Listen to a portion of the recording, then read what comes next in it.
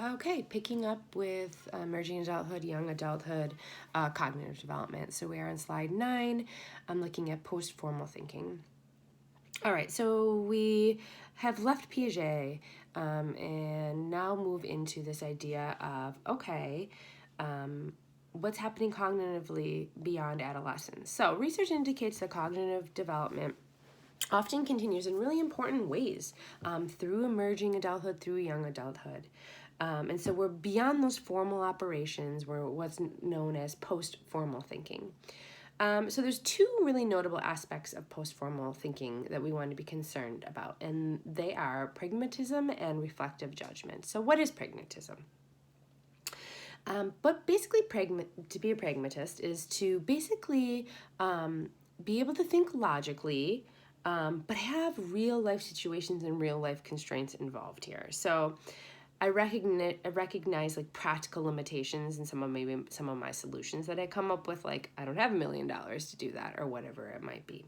So you have greater recognition, incorporation of practical day-to-day life in your logical thinking. So you're not just thinking logically, now you're able to bring in practical constraints. You also, as have pragmatic thinking, you have a growing awareness of social influence and social factors that we have to take into account into a situation. And when we have a problem or a solution, we have to take those things into account so that we get that problems are complex and they're ambiguous, meaning like they're not cut and dry all the time, and that there's a lot of sort of variables and factors in play. And so as emerging adults, we're getting that sort of thinking much better. So the idea is, okay, I have this awareness that, maybe there's a problem. There might not always be a clear solution for that problem. There might be a couple strategies and they may oppose each other, but I get that like each of those strategies might have some merit, right? Have some point of view that needs to be taken into perspective. And so they also do this in the post-formal thinking of reflective judgment. So this is another cognitive quality like the ones I just spoke about. But basically now you can evaluate the accuracy and logical coherence of evidence and arguments. So, okay, you're giving me this evidence, you're giving me this argument. Is this coherent to me? Is it accurate? Now I can evaluate that much better as an emerging adulthood than I could as a teenager. So when we're looking at teenagers and how they look, right, and then now we're talking about this post-formal, adolescents seem to see things in polarized views. Right, wrong, good, bad. There's not a lot of nuance in situation, oftentimes. But in emerging adulthood, this changes as I was just describing. Multiple thinking develops. We might see that, there might be 2 or 3 legitimate views or legitimate concerns about an issue, and we get that. So this sort of multiple thinking develops, and it develops into this idea called relativism. And basically, again, recognizing 2 points have merits. There's always 2 perspectives of a side, and I can see that much better. All right, slide 10. This is called the college bonus, economic benefits of tertiary education. So you can look at the graph there, shows you about education level, and then annual earnings on that one on the left. So obviously we know that if you go to college and you have a college degree, overall, big numbers here, higher earnings, higher occupational status, higher career attainment, lower unemployment rate, okay? Tons of benefits career-wise when we're talking about academics going to college. But we also see, hint on your worksheet, a lot of non-academic benefits from going into the tertiary academic system. Lots of really cool stuff, like we see people who have gone through college have more distinct identities. We see more confidence socially. We see less being less dogmatic, less authoritarian, less ethnocentric, right? These are good things. We also see just overall well-being improves. So these are from people, big numbers. This is 1 or 2 people here. Remember the concept of research that we do see a lot of really positive outcomes, not just academic, from going to college. So we're thinking about societies as a whole. An educated population, we see through the numbers, an educated population is key to economic growth in a world economy. So the more people who have access to education, who are joining in on education, have access to, the better that their societies tend to be, at least economically.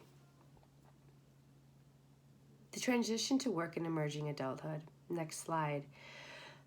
Most emerging adults are looking for a job that will turn into a career, right? Or some might be just looking for something that provides the paycheck or personal fulfillment.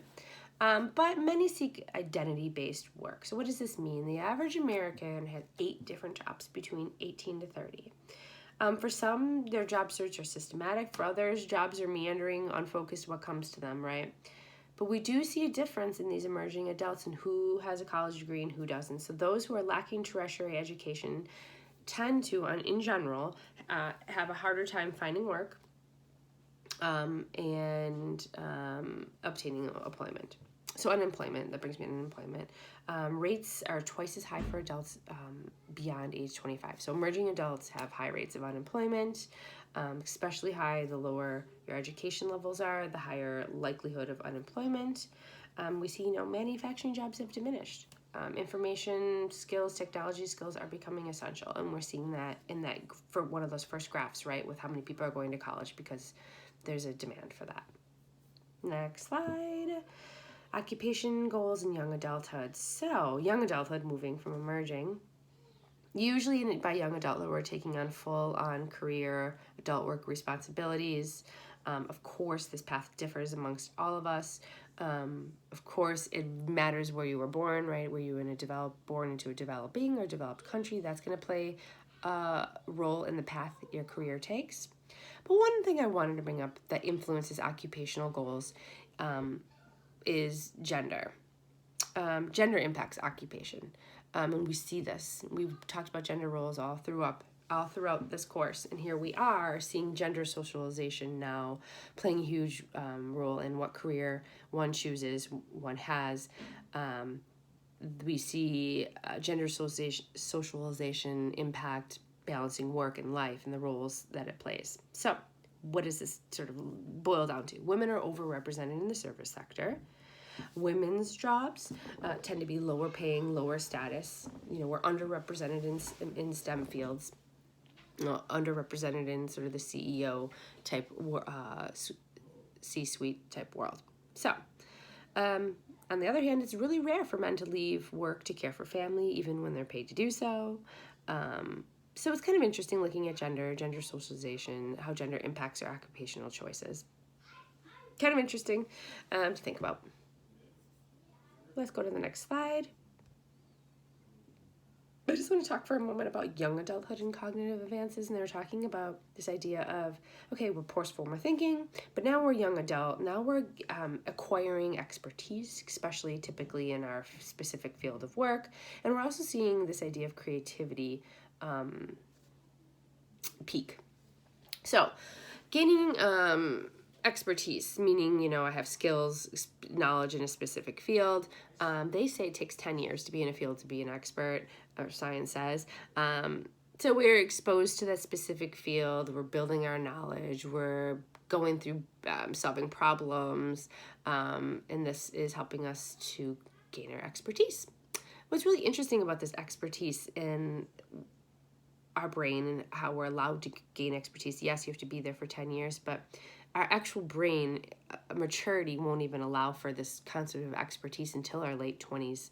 Anyway, in the late 20s, the brain's believed to have reached full maturity, frontal lobe maturity particularly, and frontal lobe, we've talked about this, some of those skills promote the idea of expertise. Focused attention, goal-directed behavior, right? This leads to expertise. And then creativity. It's really important in young adults. It tends to be an exceptionally creative time of life for folks.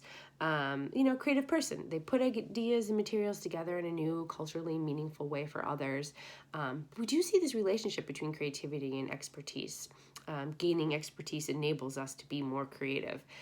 So combining these things together, this is just more advances in our type of thinking for young adults. Okay, I'm going to stop here, and then we're going to kick back our next one, looking at self-esteem. self-esteem. Actually, you know what? I'm going to stay here. Self-esteem. Let's look at self-esteem. Slide 14. It rises. Look at this graph. Beautiful, right? We don't care about as much about, we're not in high school anymore, right? So awkwardness of our physical appearance, remember we talked a lot about that in adolescence, really declines. We don't have people evaluating us because we're not in high school anymore. We tend to have better, improved relationships with family and siblings. We have a greater degree of control in our life. So sort of all of these things together is, I think, why self-esteem in emerging adulthood rises.